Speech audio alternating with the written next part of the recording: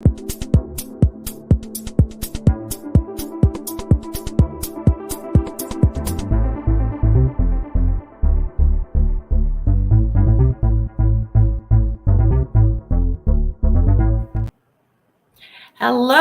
and welcome to Hegemony Revealed. Today we are joined by Elizabeth Leiba. Did I say that right, Elizabeth? Did I say your last name right? Come I'm going to on. start pronouncing my name like that. I like that pronunciation, actually. Did I? It's Leiba. It's Leiba. Leiba. Yeah. Okay, I was getting real African with it, so Yeah, when I used to work in Hialeah, they would tell me I was pronouncing my name wrong because my name is Cuban descent. My dad's side is from Cuba, so they would say, Uh-huh. "Oh, you're pronouncing your name wrong." So you're Oh. probably pronouncing it correct. So Well, thank you for joining us today on Hegemony Reveal. And just a little bit about Elizabeth. She's a speaker, author, and college professor. She's a highly rated speaker, and she's just released a new book about workplace culture called "I'm Not Yelling: A Black Woman's Guide to Navigating the Workplace."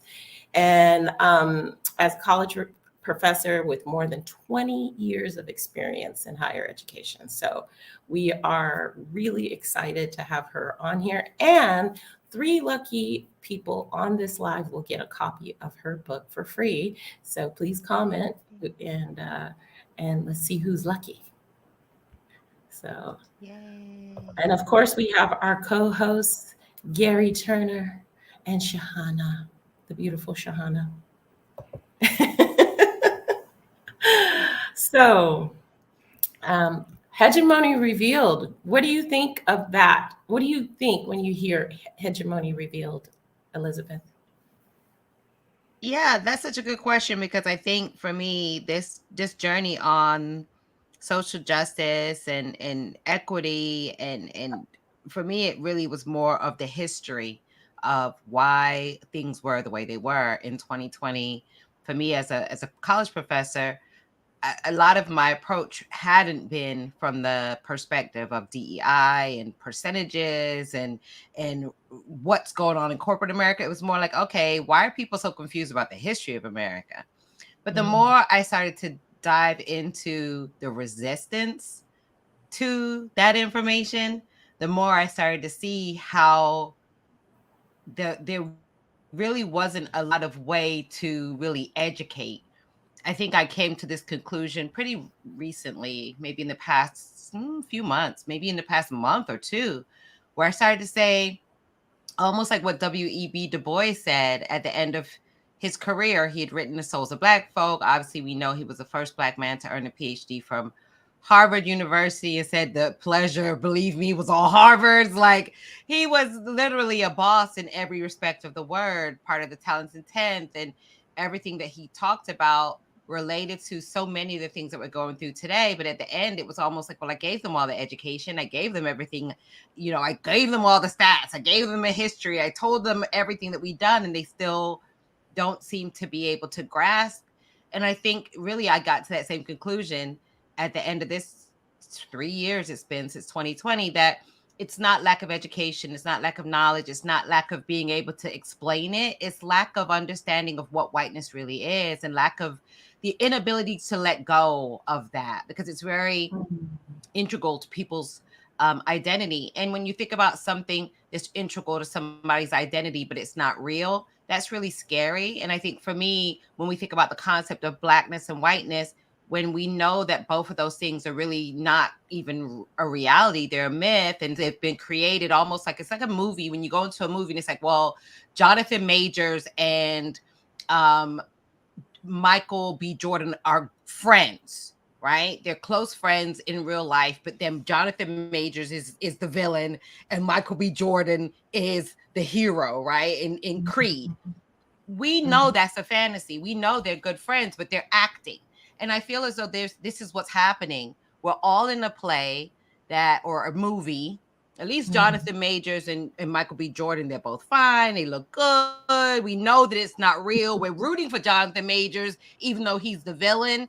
But we know that this is not real. They're really actually homeboys and they love each other. They've said that so many times. In our dynamic in America, it's actually the opposite.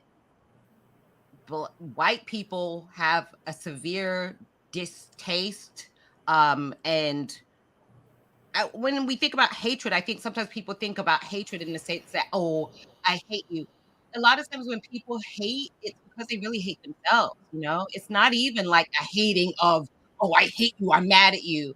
It's Yes. or I don't know myself, I hate myself, and because I hate myself, who can I lash out at and who can I make feel bad about themselves because I feel bad about myself. And I think that's something, the psychological aspects of that, or something that really escaped me. But when I think about the fact that I'm just bearing a fact to you, and it would be as if I go into the movie and I'm like, no, Jonathan Majors and and Michael B. Jordan, they really are angry. And it's like, no, Liz, come on, this is a movie. And I'm fighting you, Trina. Like, no, no, no. Don't you see how they're looking at each other? They hate each other. Like this. Yeah. No, they don't. They're friends in real life. That's what we're battling. We're battling where we're like, these are the facts. This is what's happened to Black folk in America. This is slavery. This is segregation. This is the impact. This is what has happened by law. You did not want Black people to have rights. You said, okay, you don't want to be a slave. Now you have to live in a segregated area. I don't want you among me. And since you're not, I don't own you. Now I'm going to disenfranchise you. You can't vote. You can't live near me. You can't get a job. If you do get a job, I'm not going to pay you. If you do get paid, you're not going to get paid the same amount. I'm going to do everything in my power to destroy your ability to be and actually function because you don't want me to own you. And I think that's what gets escaped. It's almost like, well, all this just happened by accident. Nothing this nefarious, nothing this destructive, nothing this repulsive and disgusting happens by accident. It's very purposeful. And I think I taught American history, I taught 8th grade history. And a part of what also is frustrating for me is, as a history teacher, as American literature teacher, I've seen as a college professor what's in the textbooks. And the textbooks they were jolly in the fields, working and, whistling along. And they were treated very fairly well, considering they came from a hostile jungle. We civilized them, gave them a chance to pull themselves up by their bootstraps, and they went on to get freedom and live the American dream. This is wonderful. This is in textbook. So when you have somebody that is attempting to give people like that's actually not what was happening, it becomes this cognitive dissonance where it's like, Liz, for real, they're friends in real life. Like Jonathan Major doesn't hate Michael B. Jordan. I'm like, no, I saw them punching each other. It's like I'm deluded because I'm looking at something that is literally a fantasy, and I refuse to let that go. And that's what's happening. We have an American society, generation after generation after generation, that has been told a story, a narrative that is a myth, and they refuse to let it go because it speaks to the heart of who they are and what they are, and they don't like it. They don't want to come to grips with it. They don't want to see it. They don't want to acknowledge it. All they want to say is, let's start from today. And we all know in any kind of relationship, it's abusive. If someone tells you forget the past, let's start from today, that is impossible because you have to reconcile the past so I can trust you and know that we'll move forward. And I won't hold negative feelings against you if you just admit what's happened. And we all know when we think about a relationship, if someone says, hey, I'm sincere, I messed up and I'm going to change moving forward. Well, these are the things you need to change. And this is what it would take for you to make me whole. And then you have to check in with me and I need to see that you're actually committed. If someone hasn't done that, typically most of us will say, well, there's no hope for this relationship. Because if you haven't reconciled with what you've done wrong and you're not even admitting it, then I can't trust you. And what Black America and other people of color and other people that have been marginalized, decimated, genocide, rape, kill, maim, everything that you could think of, are being asked to say, well, I did all that up until yesterday, but trust me today, and I do have your best interest in mind. And that is just not true. Thank you. Oh, wow. You dropped so many truth bombs. Shahana, Garry, you want to jump in and further the conversation? I have a million things going through my head after that, but I really do. So, Yeah. yeah. Yeah, exactly. A million things going on in my head. And so very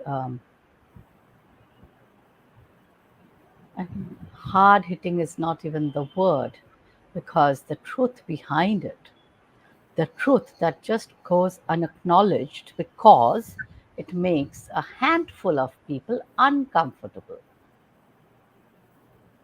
It's like white children, and I don't live in a white country, and but we've been colonies of a white nation, right? I'm from India. I'm in Mumbai, and we were colonized for 250 years, and we were known as natives. Of course, we are natives. We are from this land, so of course we are natives of this land.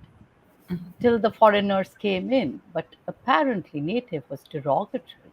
I don't know why.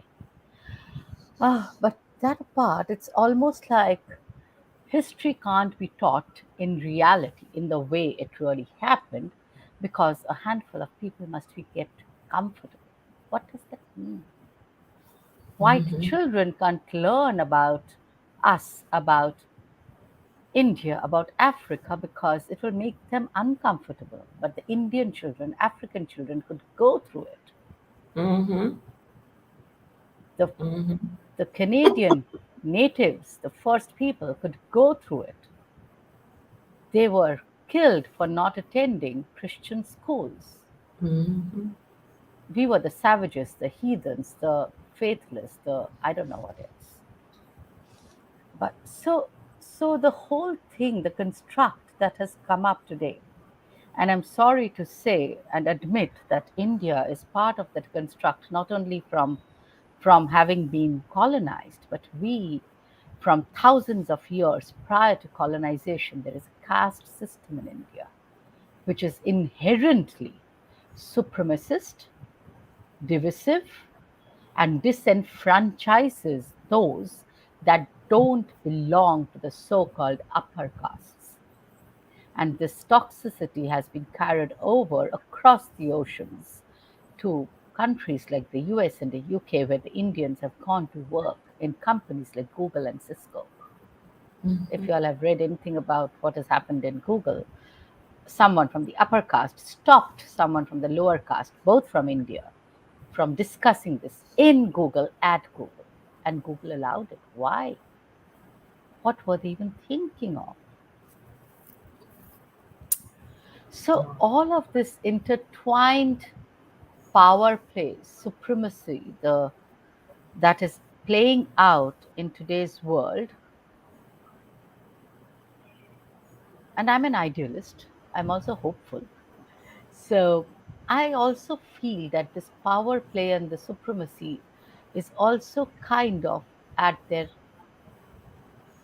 in their death throes, in their death throes, because these conversations that we are having in these pods are cropping up more and more and more and more from the edges.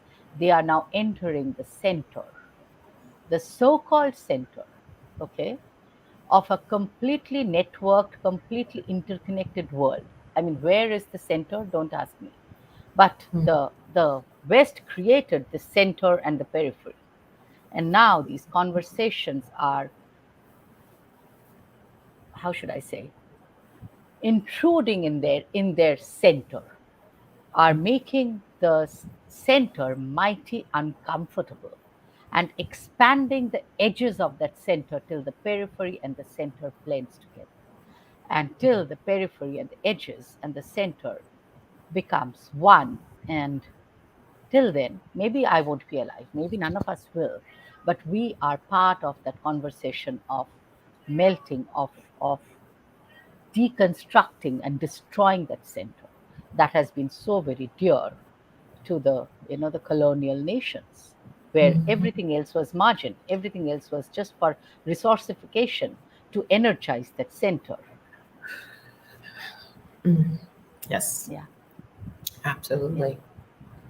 Um, I think one of the things that I really want to point out is I love that center part. We are they're panicking, and when they panic, they create wars. When they panic, they create scarcity to the point where people are clawing for survival and then become desperate. And they use the desperation against us in order to make us compliant. It's the same thing they do. They've done it all over the world. And like you said, there's just a few. And I think that people are finally waking up to realize it is just a few.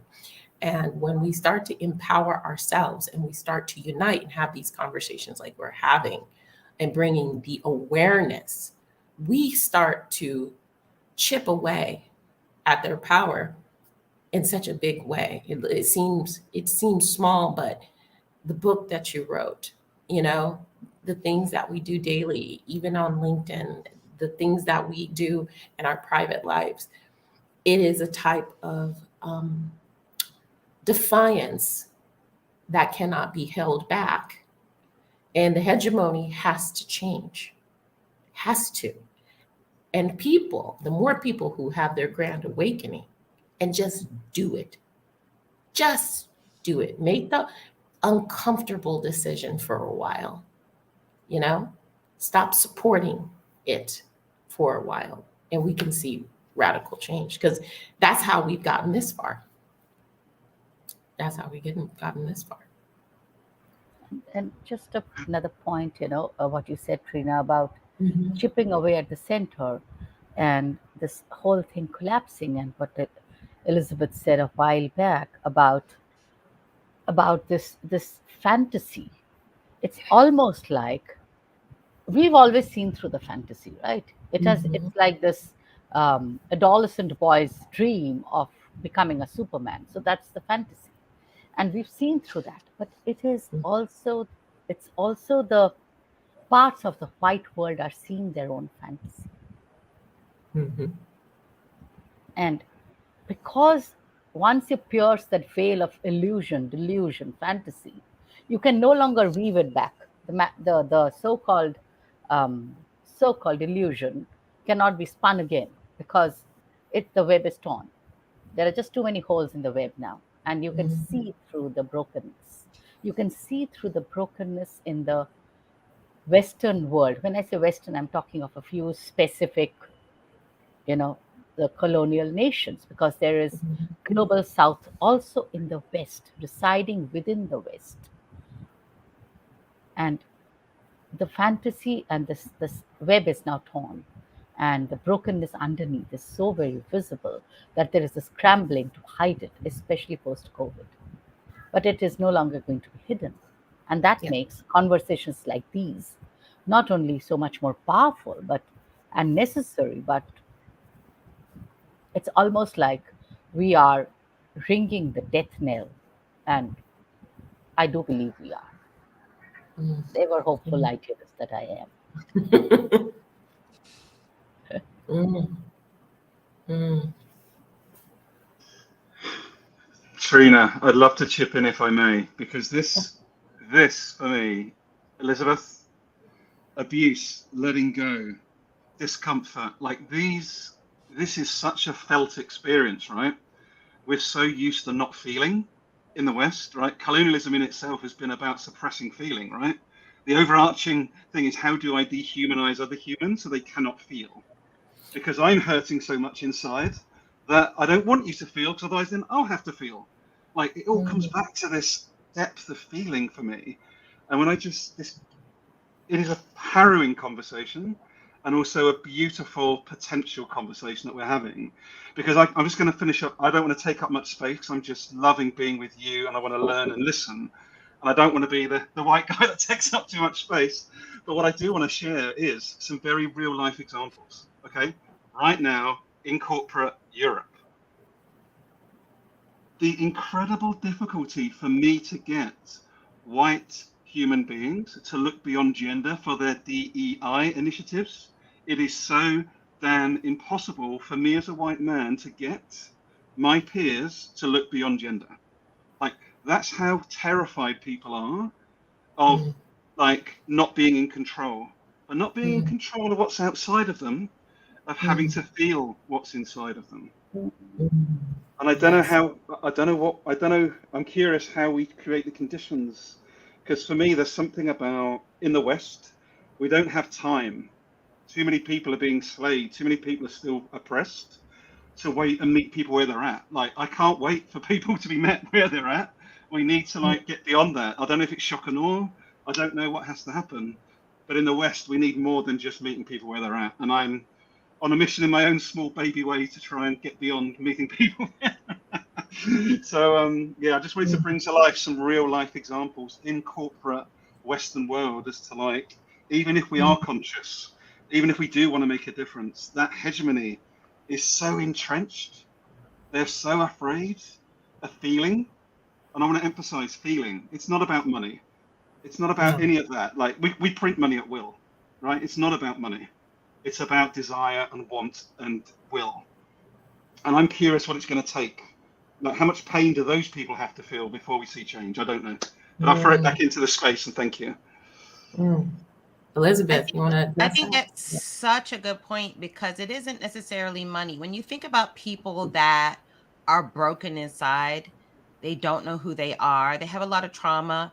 Money is just, it could be pebbles, it could be marbles, it could be drugs, it could be sex, it could be depravity. When we think about the destructive nature of whiteness everywhere it goes, when we think about colonialism and imperialism, has raped, killed, murdered, maimed, tortured. I mean, anything that you could think of. If you think about the depravity of raping so much that somebody got to have 15 children and then you sell them all. Or if you think about the fact that you raping somebody in front of their, if we think about this, it's human trafficking. And this idea that this was happening not a million years ago in dinosaur days. This was happening 5 generations ago. So you have people that their great grandparents were enslaved. Paul Robeson, when you think about people that are well known, Paul Robeson, a great opera singer. I just posted on LinkedIn actually a video of his. He said his father was a slave. So he was born in the late 1800s, and we can think about the idea that this is not something that is so far in the past to the point where people have not had great grandparents or grandparents that were a generation out of slavery. So all of this destruction, it for me, I feel like there is a feeling, but it's also the fact that there's something so deep seated and so deep rooted that has to be addressed, and that whatever that hurt and pain is has to be uprooted and unrooted and laid bare. And I think for a lot of people that are victims of abuse, it thrives in silence. It thrives in the idea of, I can't shame the abuser. I can't tell the abuser what's going on. These kind of conversations can't happen because then the abuse will get worse. I don't have anywhere to go. So if you think about someone that's in an abusive situation, when we go back to the history of American chattel slavery, it went from 1600s up until 1865, quote unquote, emancipation, another 150 years of segregation and prison industrial complex, starting with the chain gangs and everything else, 13th Amendment, which really, in a sense, made it worse.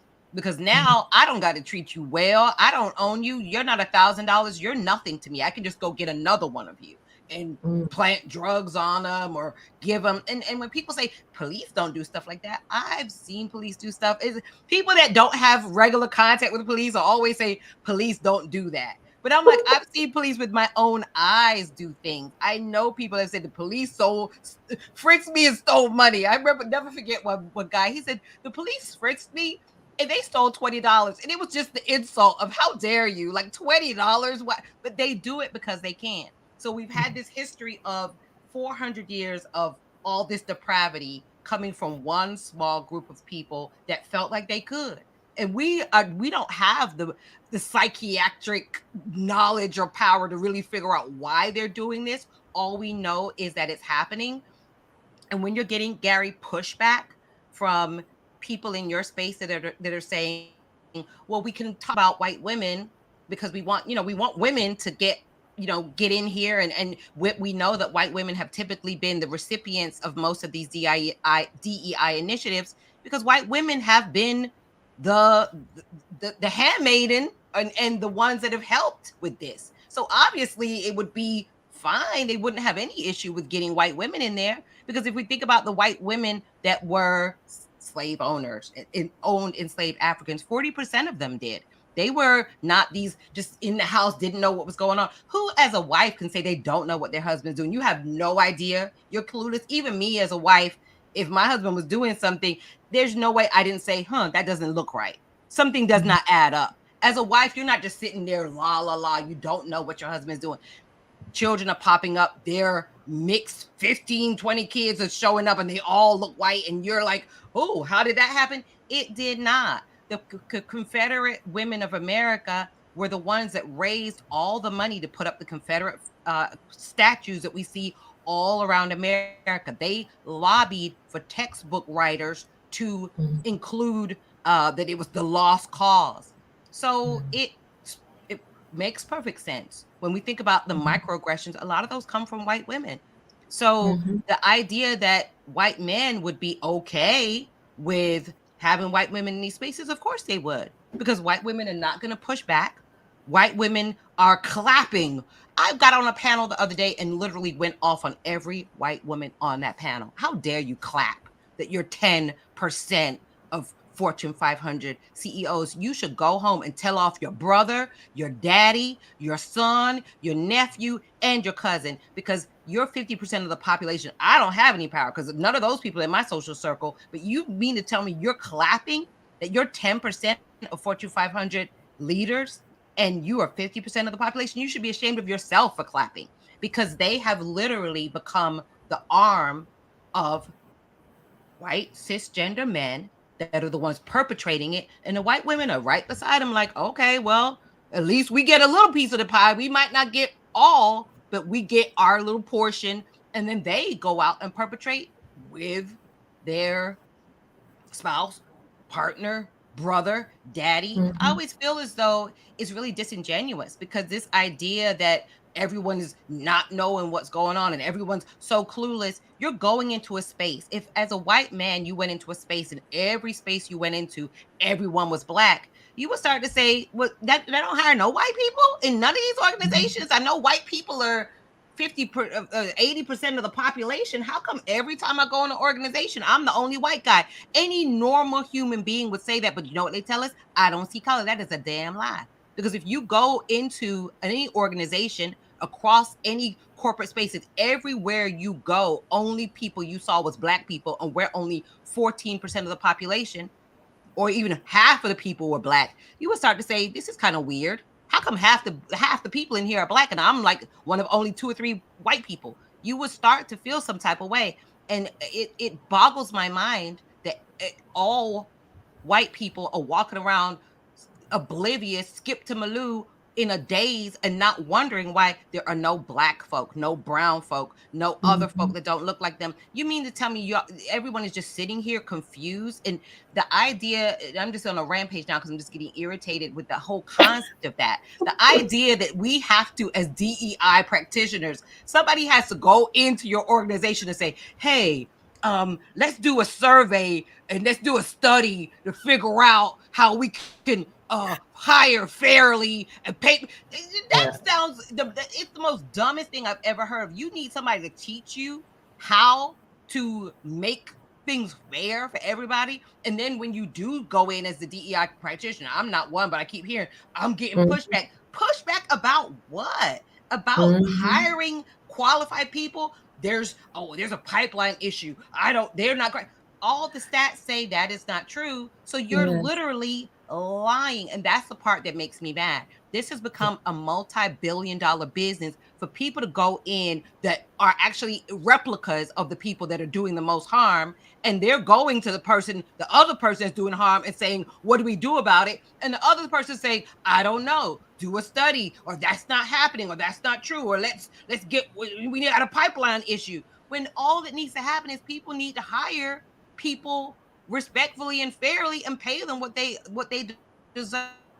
And I don't even understand this, and I know why people just don't want to do it. They don't want to give up their seat, because if you always had a 5-yard head start everywhere you went, every single thing you did, you had a head start. I was thinking about this morning. I said, remind my daughter when she was playing soccer, and every child got a participation trophy. It didn't matter if you were good, bad. My daughter sucked. She's 24 now, but when she was 5, she played soccer and she sucked. They would be like, "Go, Emily," and she would score a goal, and that would be her one goal for the game. So she got a participation trophy just like everyone else. Now, if Emily goes to Major League Soccer and tries to play against the Olympic team, is Emily going to win? No, she would not, because she got participation trophy. But if you were the person, if you told her, hey, you can just go there and everybody will just let you score, just like they did when you were 5 and playing soccer and everyone got participation trophy, who wouldn't want that? Who would it be like, I get to go to the Olympics and play with all those people and they'll just clear the path and let me score and I'll get an Olympic gold medal just like everybody else? Of course she would say she would want it. And that's what's happening. Everybody wants to continue to take advantage and get unfair. And then they're saying, no, but I scored, I'm an Olympic, but that would be like my daughter saying that I'm an Olympic soccer player just like everyone else. No, you're not. You sucked. So it's this idea of you don't want to admit that you suck.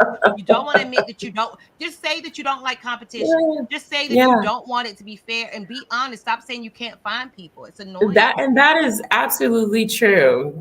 Thank you, Elizabeth. I know I want to talk so much more, but it's like I go on a rampage sometimes when I think about how silly that is. No, well, it's kind of infuriating, the cognitive dissonance of the people, and you wonder what it is. I have my theories. I've brought them up. It could be genetic. It could be there's some, yeah. I mean, we have epigenetic trauma, so it would stand to reason.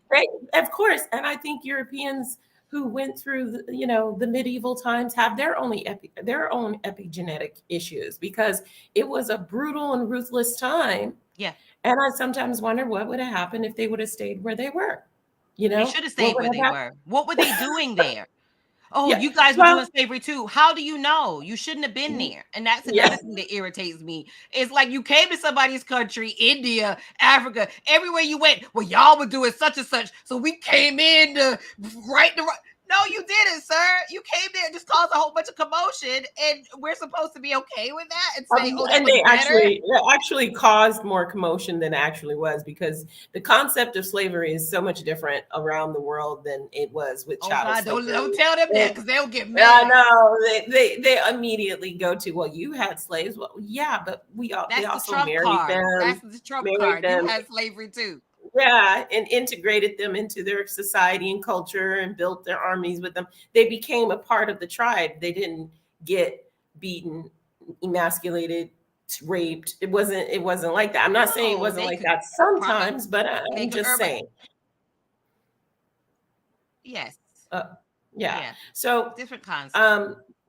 Yeah, it's a different concept altogether, but that's what hegemony does. Hegemony is about gaslighting. Hegemony is about blatant lies. Hegemony is about staying in power and also projecting the fear of what could happen if other got equality. And that's where we need to end this. We need to stop. They need to stop projecting their concepts and ideas onto other groups who have no history of that type of brutality. If we were like them, they wouldn't even exist. If we were that's what I always say. If we were like them, well, you need the fact of the matter is the reason we're in this situation is because we're very kind. Yeah, unfortunately, even though they say we're savage and barbarian, everywhere they went, they were welcomed, or they wouldn't have been able to do what they did. And that's part of the problem too. We actually have always been kind. There's no history of Indian people mass murdering white people. There's no history of Africa. Were we raping when they came to Africa? Did they get raped when they went to India? Did they get killed when they went to India or Africa? No, we were like, hey, we got some resources here. We can share some with you. And what did they do? Christopher Columbus. The Indians are bringing goals. I wonder where the minds are. They're bringing such a little bit. They seem so docile. They would be easy to conquer.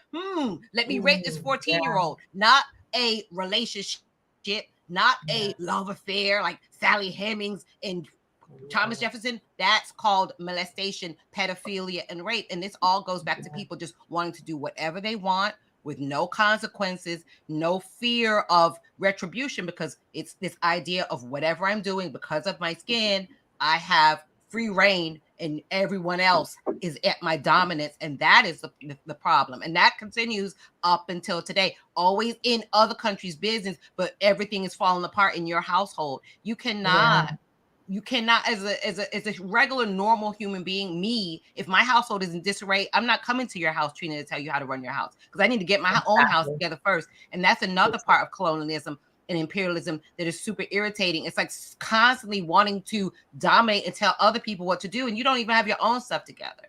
Well, they know they don't have their own stuff together. It's all about objectification for production and profit, and that's what it's always been about. So, gosh, that went by so fast. Yeah, because I went on a rampage. I think Garry got me mad when he said he was getting pushback. This was the highlight. Pushback. I'm like, I got the answer for why you're getting pushback. Thank you, Liz. Yeah, they want to get people in there to help them with their chaos. Well, the thing is we're here on this live. We're here on Hegemony Revealed to speak truth to power.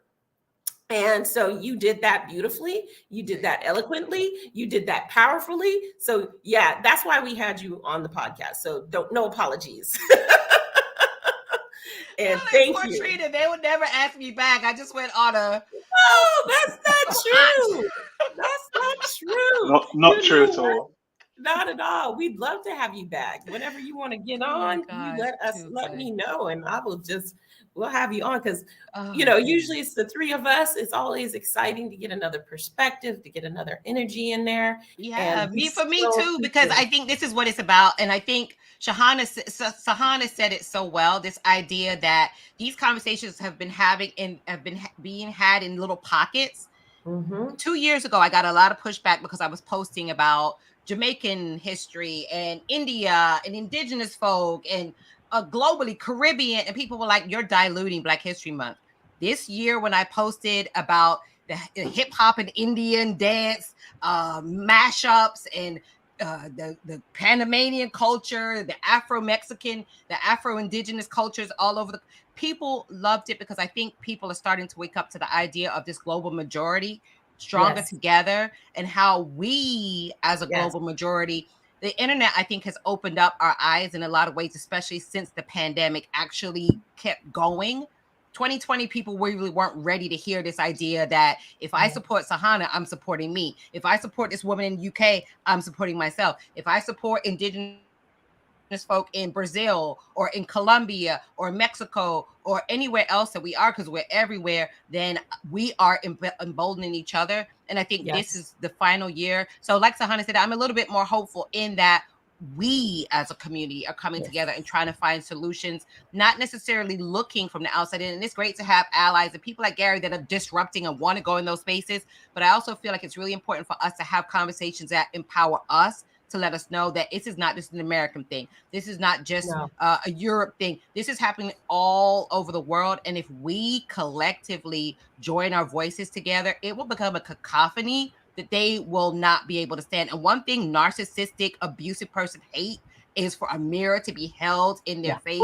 And they have to reckon with themselves. Look in the mirror. This is what you are. And that's why the death throes and the, oh my God, those gasps are coming, because a narcissistic person, once you've taken that mask off, they go ballistic. And I want them to go ballistic, because being ballistic means that now you're facing the truth and you have to, and we're all looking at you. Let that shame come to the surface. You need to be ashamed, because what you've done, when we think about Sahana saying what makes them feel bad, this is not for children to feel bad. As an educator, I don't think any educator that is worth their salt would ever go into a classroom and want a white child or any other child to feel bad. But the fact of the matter is, No. history is ugly. When I grew up in UK, Yes. we learned about Nazi Germany because we walked past bomb shelters and other things in Yeah. London that we knew were happening. So they had to tell us, this is why we have these bomb shelters here. So the idea that we're not informing children of what has happened, there is a lot of truth. It's this idea that's why in Germany they have the monuments, and you can't Yeah. say there wasn't a Holocaust because they don't want it to happen again. We're going to say The slavery didn't Germany, happen, that it was happy.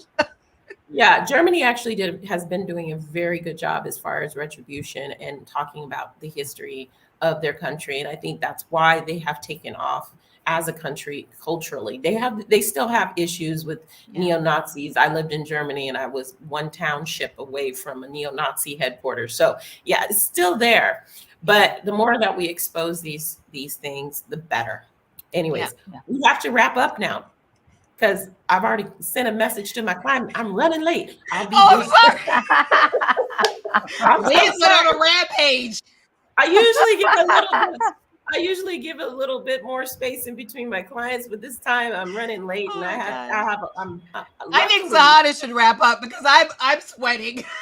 Yes, Shahana, please wrap it up. Oh, this is amazing, amazing, amazing. And you know what all of you said, and especially Elizabeth, Trina, you said, this hegemony is finally cracking. And what we are seeing, and it's one of my favorite lines, that we've been run for centuries, at least 3, 4, 5 centuries, by a single monomyth, a monomyth fantasized by a handful of white European men running the show who dreamed of running this world their way.